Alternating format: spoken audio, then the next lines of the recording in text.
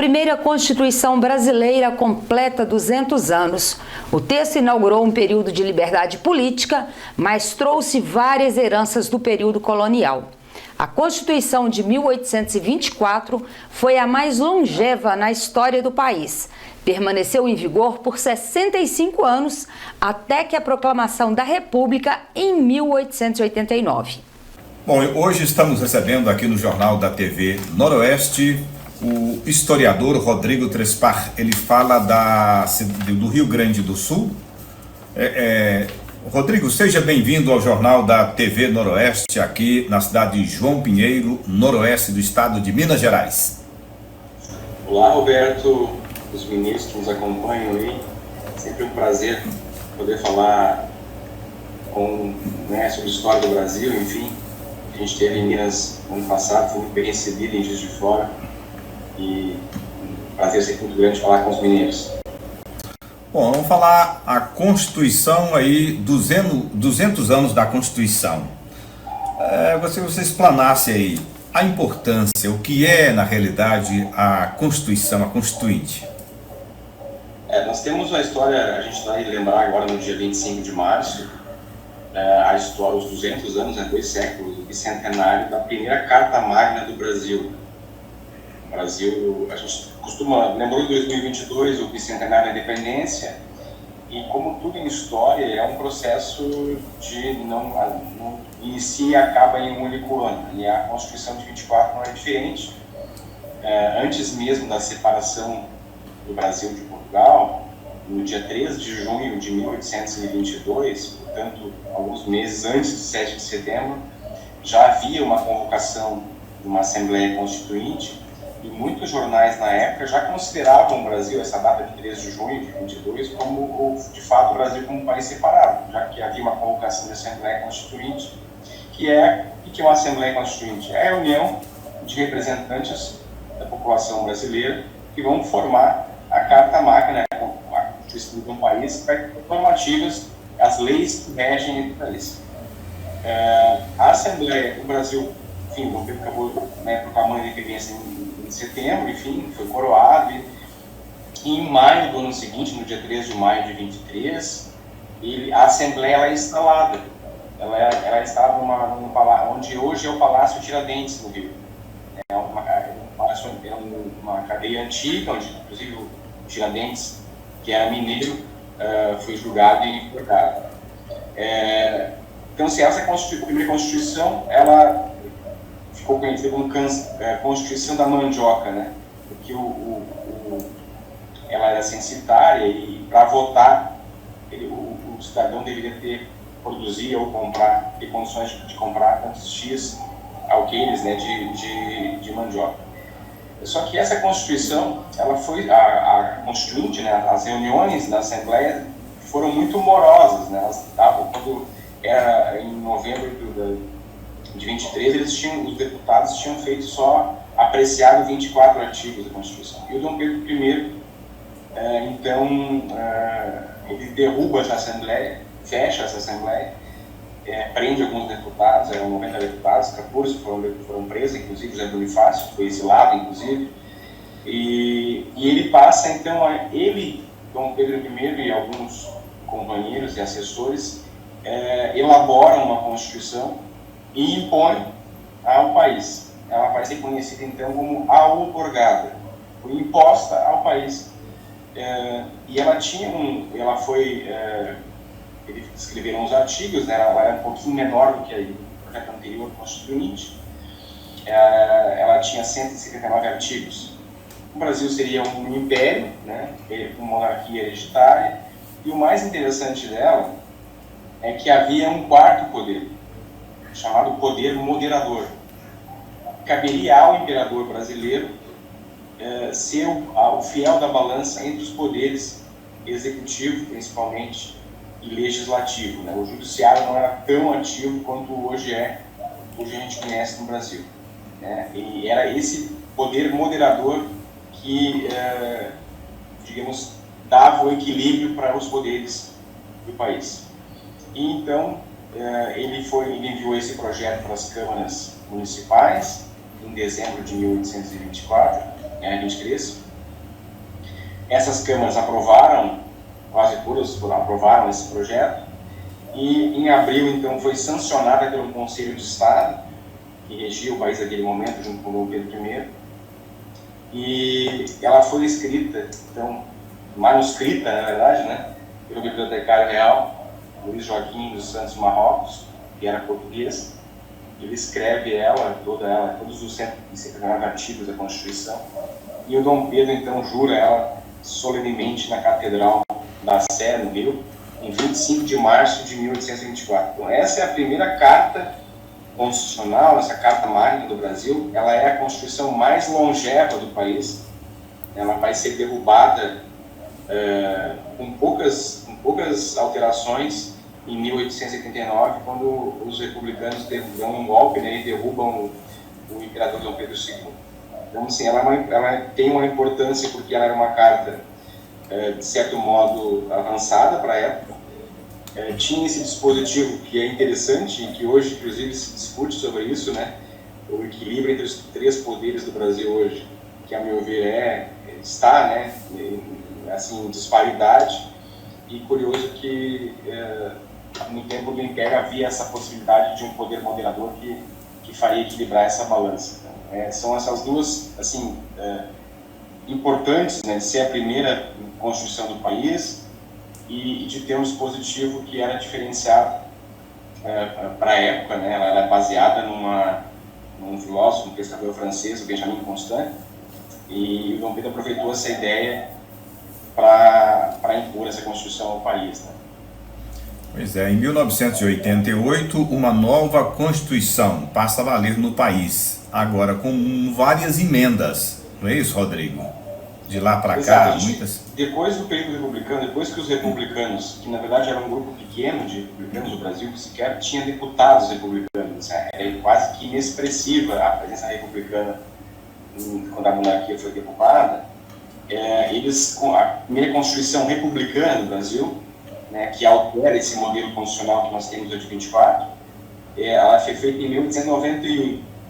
E ela também vai ser derrubada, e o Brasil vai ter outras constituições, são várias constituições republicanas. A gente vai ter a Constituição de 91, a de 34, a de 38, a de 46, a de 64, depois do golpe, né, militar.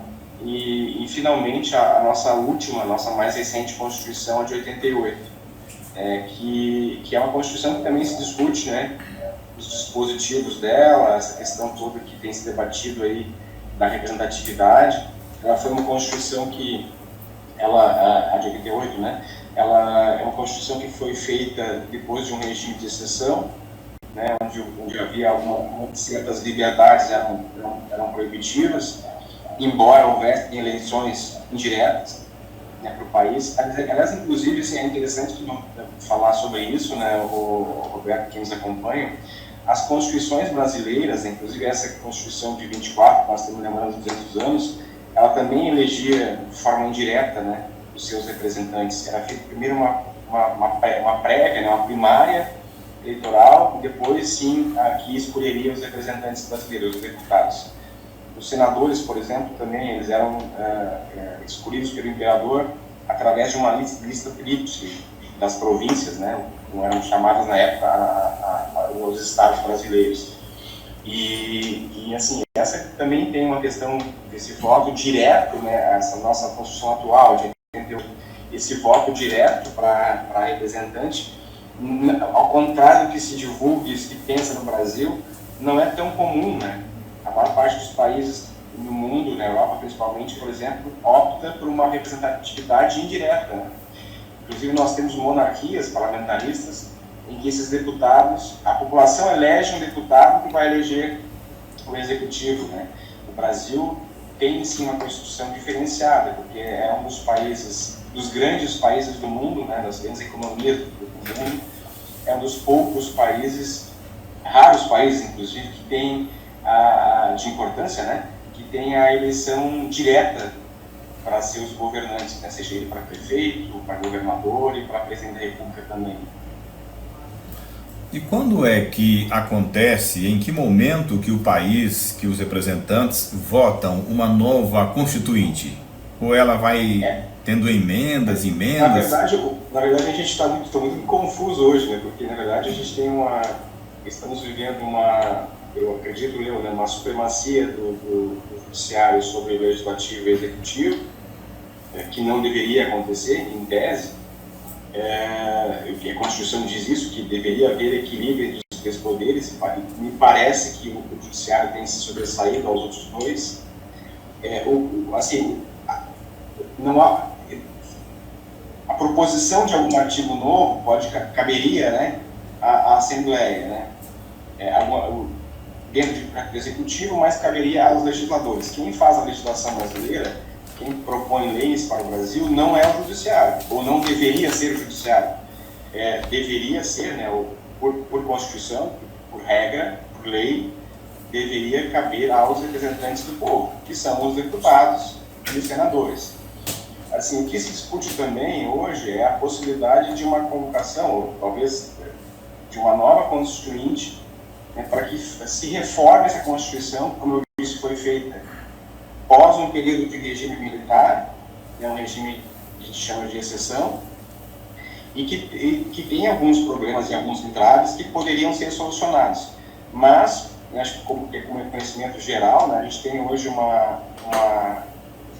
digamos assim, rusgas ou rachaduras nesse edifício governamental brasileiro, nessa estrutura política brasileira, que não está andando como normalmente deveria se andar, né? Ou normalmente deveria se respeitar a Constituição. Eu não sou jurista, tá? Eu não quero entrar aqui em detalhes técnicos da Constituição, porque eu não sou jurista, mas a gente avalia a questão histórica, né? Como eu falei lá, a Constituição de 24, por exemplo, a gente tem uma preponderância do poder moderador e do executivo, né, no país, tanto que quem outorga essa Constituição, quem impõe essa Constituição é o imperador. A gente passou por outros momentos também que a gente teve o executivo sobressaindo aos demais poderes. Temos a de 88, que é a Constituição recente, em que o legislativo é atuante, né, são os representantes, os deputados constituintes, os representantes do povo brasileiro que formaram ela, mas que a gente hoje sim um ruído, porque há muita ação do judiciário em relação ao executivo e ao legislativo. A Constituição ela é a carta magna do país e ela tem que ser respeitada, não é isso?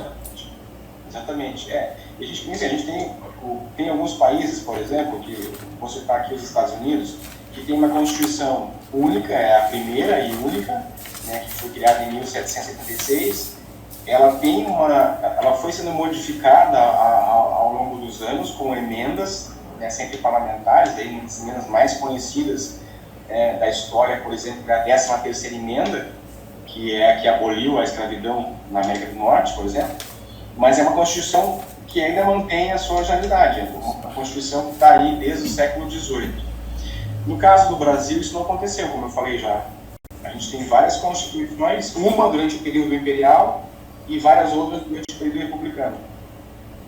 A gente tem um processo, que o Roberto que nos acompanha no Brasil, República, muito conturbado, né? A gente tem um processo democrático no país muito conturbado. A gente vai ter uma república inicialmente até 30, que era feita, assim, o governo, as votações eram, a participação popular era muito pequena, era menos de 5% da população que participava.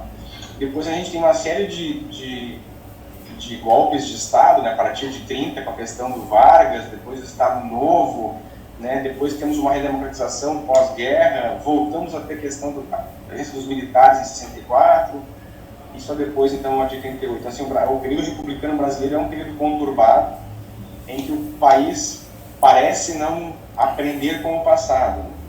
Eu sempre costumo dizer que gosto que as pessoas leiam os meus trabalhos, os meus livros, mas, indiferente disso, sempre indico, né? O brasileiro precisa procurar ler um pouquinho mais, se informar um pouquinho mais sobre a história do país, porque é um exercício de cidadania, conhecer a história do país, os problemas por qual o Brasil passou, né, e também ainda enfrenta. Acho que nós, conhecendo um pouquinho mais essa história, a gente vai conseguir entender melhor o país e tentar corrigir e encontrar soluções que não sejam as mesmas soluções encontradas e que já fracassaram. A gente tem um histórico de soluções que o Brasil tenta usar e já fracassaram. Então, a gente precisa começar a eliminar esses fracassos que o Brasil soma e tentar pontuar nos acertos, né? Aquilo que funcionou, que teve credibilidade, que fez com que o Brasil andasse, a gente precisa voltar a apostar nisso. Mas para apostar nisso, a população precisa, não pode ir para frente da rede social, enfim, ou entre amigos, em rodas, ficar numa discussão vã, meramente partidária, política, enfim, só por discutir aquilo que ele tem. A gente precisa entender mais amadurecimento, conhecer um pouquinho mais a história do Brasil, precisa somar mais um pouco, participar mais da vida política e pública do Brasil, para que a gente possa melhorar. Ok, muito obrigado, Rodrigo Trespar, que fala do Rio Grande do Sul, esse tema importante, a nossa Carta Magna. Muito obrigado, até o próximo encontro. Um abraço, obrigado.